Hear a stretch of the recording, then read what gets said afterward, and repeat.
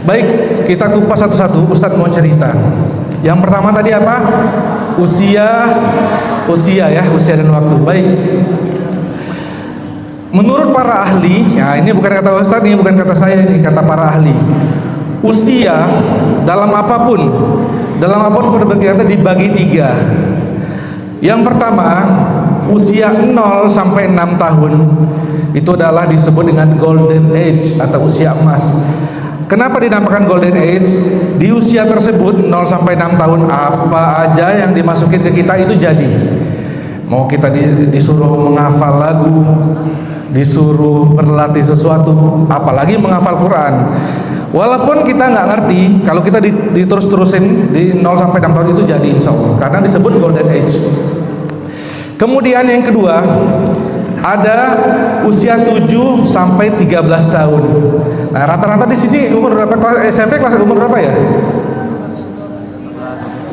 13, nah berarti masuk tahap kedua. Apa itu tahap kedua? Disitulah mulai dia bersemangat luar biasa dalam mencapai sesuatu. Nah, itu usia 7 sampai 13. Kemudian nomor 3 itu adalah dari 14 sampai 21 tahun. Di samping dia semangat, di usia tersebut sudah mulai teratur dan disiplin atau istiqomah. Nah, di usia tersebut biasanya SMA udah ya 17 sampai 21 itu mulailah dia udah mulai tahu disiplin tanpa disuruh. Tuh biasanya tanpa disuruh sudah mulai menghafal sendiri, murojaah sendiri, itu di usia tersebut. Jadi ada 3. Di atas 21 ya udah nggak ada lagi, udah biasa artinya. Baik, Ustadz mau cerita pertama. Udah tadi ya kita sebut. Baik, sekarang kita mulai cerita pertama.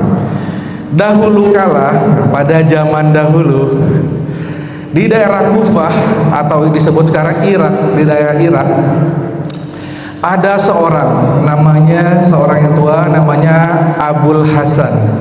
Nah, Abul Hasan ini kerjaannya setiap hari mengembala kambing dari kecil, dari remaja sampai 40 tahun. Sekarang usianya sudah 40 tahun masih mengembala kambing. Kemudian suatu hari dia bertemu oleh seorang ibu lagi mengembala kambing ketemu seorang ibu sama 2 orang anaknya. Ibu ini menyuruh anaknya masih kecil-kecil untuk bersekolah ke rumah tahfiz menghafal Quran, dan anaknya nggak mau, susah sekali anaknya disuruh, ayo kata ibunya. Akhirnya apa? Ibunya menggunakan Abul Hasan yang lagi mengembala kambing sebagai perumpamaan. Kata ibunya apa? Mungkin ibunya hanya contoh aja, nggak ada maksud apapun. Ayo nak, giat menghafal Quran, nanti kalau enggak kamu jadi kayak itu, kata dia. Seumur hidup mengembala kambing, kata dia. Abul Hasan dengar tersebut terpukul hatinya. Ya Allah, kata dia. Bukan berarti pengembala kambing itu pekerjaan yang jelek atau hina, bukan di situ poinnya. Bahkan nabi-nabi kita pun pengembala, tapi bukan di situ. Ibunya menggunakan pengembala kambing itu sebagai contoh orang yang bodoh, orang nggak belajar. Nanti nak, kalau kamu nggak belajar dari sekarang, kamu jadi seperti dia, kata dia. Terpukullah Abul Hasan, merenung dia. Akhirnya dia putuskan dijuallah kambingnya semua, pergi dia berguru menghafal Quran. Dan apa yang terjadi? Karena dia gigih, dia berniat luar biasa usahanya, akhirnya beliau menjadi seorang ulama besar, penghafal Quran. Dan bukan hanya penghafal Quran biasa, beliau adalah salah satu imam qiraat yang sangat masyhur, namanya adalah Abul Hasan Al-Kisai, atau kita kenal dengan Imam Al-Kisai. Beliau adalah salah satu guru qiraat yang luar biasa, dari qiraat 7 dan qiraat 10. Bahkan sangat masyhur Al-Kisai. Gurunya siapa? Imam Hamzah. Imam Hamzah juga imam besar guru qiraat. Kemudian Imam Al-Faridi kalau masih ingat adalah penemu huruf ain. Jadi beliau juga selain ahli ilmu qiraat juga ahli ilmu nahwu. Satu perguruan sama Imam Sibawai. Jadi apa? Usia tadi kan Ustaz bilang tadi ada 3. Usia emas golden age 0 sampai 6 tahun. 7 sampai 13, 14 sampai 21. Itu usia emas tuh, mau belajar disiplin luar biasa. Tapi ternyata salah satu imam qiraat yang luar biasa, Imam Al-Kisai, menghafal Quran di umur 40 tahun baru mulai dan menjadi imam qiraat besar dunia. Satu. Kedua, tadi apalagi selain usia? Waktu. Baik, waktu artinya apa? Dibilang waktu, kita harus menyediakan untuk menghafal Quran, harus menyediakan waktu khusus. Jangan waktu-waktu sisa, saya ini dulu lah, main. Kalau udah nanti ada sisa waktu, saya murojaah. Enggak, menghafal Quran harus mendedikasikan waktu yang utama. Kisah kedua, ada banyak sekali kita dengar, termasuk kemarin di kajian Syekh Zaki, dan itu saya juga mengalami. Apa? Orang menghafal Quran di sela-sela waktu. Karena apa? Bukan nggak mau dedikasikan waktunya full dengan Al-Quran, bukan. Tapi karena kebutuhan, ada yang sudah bekerja, harus menghidupi keluarga. Ada seorang yang berhasil menghafal Quran sambil setiap hari nyetir taksi online. Ada banyak sekali. Jadi sambil nyetir taksi online disetel murotal. Kemudian kalau lagi nggak ada penumpang, dia murojaah. Setiap hari diulang terus 1 juz sampai dia hafal. Besok ulang lagi juz 2, besok ulang juz. Akhirnya bertahun-tahun dia taksi online hafal 30 juz. Ada. Kemudian ada lagi seorang anak bilang sama ayahnya, ini sebuah kisah masyhur juga. Ayah, saya minta beli mobil. Boleh, kata ayah. Silakan, saya beliin mobil dengan satu syarat, kata ayahnya. Kamu setiap hari antar jemput Syekh Fulan ke tempat beliau mengajar. Oke, sanggup. Setiap hari kamu antar Syekh ngajar ke tempat dia ngajar, kamu pulang. Nanti kalau Syekh pulang, kamu jemput pulang. Oke. Apa yang terjadi? Sambil beliau ngantar, awal-awal cuma ngobrol sama Syekh. Lama-lama, Syekh, coba sih saya mau setoran sedikit. Apa yang terjadi? Setahun 2 tahun beliau ngantar Syekh bolak-balik hafal Quran. Ada lagi yang berdagang di pasar, sambil berdagang sambil nunggu pembeli, buka-buka. Tadinya nggak mau ngafal, buka-buka aja, yang penting baca aja lah sambil ngabisin waktu. Lama-lama kok nyaman, enak, perdagangan juga makin berkah, dia ngerasa. Akhirnya cobalah menghafal, belajar menghafal hari demi hari sambil nunggu pembeli aja, nggak ada waktu khusus, sambil nunggu pembeli ngafal sedikit-sedikit. Apa yang terjadi? Sama, berhasil menghafal Quran. Dan banyak lagi, ada yang pedagang, ada yang olahragawan, pemain sepak bola. Ada yang tahu pemain sepak bola Arsenal, namanya kalau nggak salah Abou Diaby, kalau nggak salah, itu hafal Quran. Itu pemain bola kelas dunia, hafal Quran. Tapi banyak lagi kalau kita mau cari-cari kisahnya. Apa kesimpulannya? Waktu penting sekali. Waktu khusus kita sediakan. Oh, saya mau menghafal dari jam segini sampai jam segini, murojaah jam segini sampai jam segini. Penting sekali. Tapi kalau nggak bisa, tidak menutup kemungkinan. Allah pernah berfirman, A'udzubillahi minasyaitonirrajim, wa laqad yassarnal Qur'ana lidzikri fahal mim mudzakir. Sesungguhnya Al-Qur'an itu mudah dihafal, kata Allah, buat yang mau berusaha dan mau berpikir. 3, sudah 2 tadi ya, usia, waktu. Ketiga apa tadi? Sarana dan prasarana. Penting gak kira-kira prasarana dan prasarana dalam menghafal Quran? Penting gak? Penting, bukan hanya menghafal Quran, semua hal penting. Atlet, olahragawan misalnya, pemain bola, punya sepatu bagus, punya, atau dia dekat dengan stadion, dekat dengan gym, tentu sangat mendukung sekali olahraga.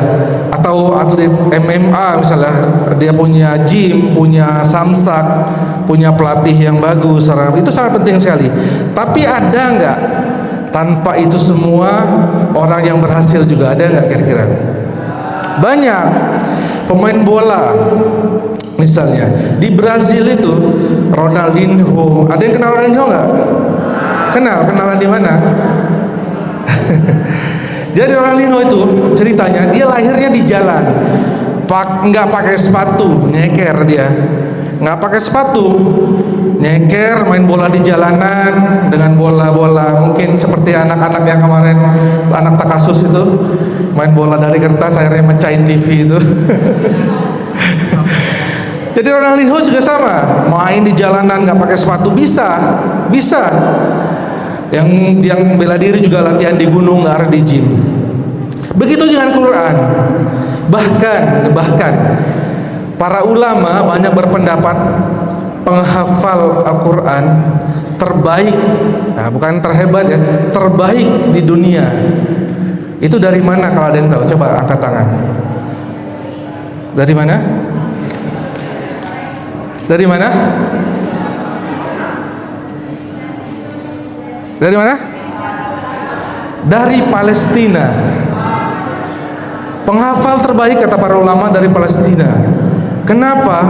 Ustadz dulu pernah punya guru orang Palestina, seorang Syekh Palestina. Saya tanya, ya Syekh, kenapa orang Palestina itu luar biasa menghafal Quran? Padahal lagi perang, rumah hancur. Saya bilang, kata beliau apa? 2 hal kata beliau. Pertama, di Palestina itu kalau mau udah umur 7 sampai 10 tahun nggak hafal Quran, aib kata dia. Keluarganya aib. Sampai orang tuanya malu katanya, kalau nggak anak-anak udah 10 tahun nggak hafal Quran, malu orang tuanya, aib. Yang kedua, ini yang luar biasa, apa kata beliau? Kami di Palestina itu kapan aja bisa mati. Hari ini lagi ketawa-tawa makan dar, bom mati, roket mati, dan kami malu katanya menghadap Allah kalau kami mati belum hafal Quran. Itu kata orang anak-anak Palestina. Makanya ulama bilang bukan karena hebat mungkin hafalannya ya, mungkin lebih banyak yang lebih mungkin hafalan lebih lancar, tapi itu satu, mereka bilang aib kalau kami anak-anak itu belum hafal Quran. Yang kedua, kami malu kalau nanti suatu saat kami menghadap Allah, kami belum menghafal kalamnya kata mereka. Itu yang luar biasa. Jadi nggak aneh kalau kita lihat di TV, di internet, di IG, di anak-anak Palestina tuh menghafal Al-Quran di reruntuhan. Pernah lihat nggak videonya? Lagi ada bom reruntuhan di sana, kebakaran, mereka asik aja, biasa aja ya, hafal Quran. Kenapa? Kalau mereka besok aja lah, tiba-tiba dor belum mati. Siapa yang tahu? Kalau kita kan enggak. Ayo setoran, besok aja lah, belum lancar. Karena kita yakin besok mah nggak apa-apa, kita mah aman-aman aja kok, masih kita tenang, ya kan? Tapi kalau orang Palestina enggak, sekarang, harus sekarang, kalau bisa sekarang. Kenapa? Nggak tahu besok nasib kita gimana. Gitu. Baik, sudah 3. Keempat adalah kondisi kesehatan yang prima. Nah, penting semua bidang. Kalau nggak sehat gimana kita mau menghafal, mau bagaimana mau murojaah, ya kan? Gimana kita kalau lemes, belum makan. Tapi perhatikan, ada seorang anak namanya Jihad Al-Maliki. Beliau menghafal Quran dari umur 5 tahun dan berhasil menyelesaikan hafalannya umur 7 tahun dengan hafalan yang luar biasa mungkin, sampai tahu nomor ayatnya, apa ayat di sebaliknya, disebut nomornya, bisa sebutin ayatnya, luar biasa mungkinnya. Dengan cara menghafalnya luar biasa juga. Dia ditalkinkan sama ibunya, dia ngafal, kemudian dengar murotal, dia ngafal. Namanya Jihad. Dan bukan hanya hafal, tadi seperti saya bilang, bukan hanya hafalnya mungkin luar biasa. Dan dia juga bukan hanya hafal Quran aja, tapi hafal kitab Bukhari Muslim. Jadi hadisnya dihafal semua dengan rawi-rawinya. Hadis ini riwayat siapa, dari siapa, terus sampai Nabi Muhammad. Hadis ini disebutkan semua, satu kitab Bukhari Muslim dihafal. Hafal Quran mungkin dengan nomor ayatnya, halamannya, hafal Bukhari Muslim dengan rawi-rawinya, dan juara MHQ internasional, namanya jihad. Apa istimewanya jihad? Dia adalah seorang tunanetra. Nah, Syekh Jihad Al-Maliki adalah seorang tunanetra. Kenapa? Makanya tadi dia cuma bisa, dia nggak pernah tahu bagaimana huruf ta, bagaimana kalau ta di depan, ta di tengah, ta di akhir itu gimana, bagaimana huruf po, bagaimana huruf hamzah, nggak pernah tahu. Syekh Jihad Al-Maliki tunanetra dari lahir. Tapi dia hafal Quran umur 7 tahun, mungkin, dan hafal Sahih Bukhari Muslim. Saya jihad. Kemudian ada lagi, ini masuk juga di Indonesia, hafal Quran juga. Hebatnya lagi, hafal Quran dalam waktu 7 bulan aja. 7 bulan aja. Mungkin kalian sering lihat di TV, namanya Najah. Najah. Apa hebatnya Najah? Hafal Quran biasa banyak di luar negeri. Najah adalah seorang penderita cerebral palsy atau lumpuh otak. Bayangkan lumpuh otak. Otak ini adalah, kalau di dalam komputer adalah prosesor. Jadi yang memproses seluruh kegiatan di badan kita mau jalan, kita mau ngomong, kita mau makan, adalah otak. Termasuk hafal Quran. Nah, gimana caranya? Otaknya lumpuh tapi bisa menghafal Quran. Itulah kehebatan Al-Quran. Berkah Al-Quran. Banyak lagi kalian contoh. Ada yang namanya Ananda Yusuf. Nah, bukan Yusuf ini ya, bukan Yusuf kita. Seumur hidup di kursi roda, hafal Quran juga. Ada juga seperti Najah juga, tapi udah namanya Syekh Banjari kalau nggak salah. Seumur hidup juga di kursi roda dan hafal Quran juga. Banyak sekali hafal Quran. Udah berapa tadi? Usia, waktu, sarana prasarana, kemudian kesehatan. Nah, sekarang terakhir, Ustadz mau bertanya, dari 4 tadi, apakah yang kita nggak punya? Kita santri-santri apa yang nggak punya kira-kira? Usianya masih oke nggak kira-kira? Masih oke ya? Masih ada yang 13 tahun, ya kan? Masih usia-usia on fire kalau kata orang itu, ya kan? Waktu banyak nggak waktu? Ada waktu khusus nggak buat menghafal? Ada nggak di sini santri yang saya tanya menghafal Quran sambil kerja cari uang? Tunjuk tangan. Ada nggak? Siapa? Ada yang sambil kerja cari uang? Ada nggak santri di sini yang kerja sambil ngurus anak? Ada? Sambil ngurus anak, jadi sambil ngafal sambil ngurus anak. Nggak ada ya. Ada nggak santri di sini yang hafal Quran sambil di reruntuhan bangunan? Kita mah enak di masjid, dingin, ada AC, nggak ada bom, ya kan? Terakhir, ini hanya sekedar cerita, bukan menjadi inspirasi juga ya. Jangan sampai terjadi pada diri kalian. Ustadz mau mencerita pengalaman Ustadz pribadi.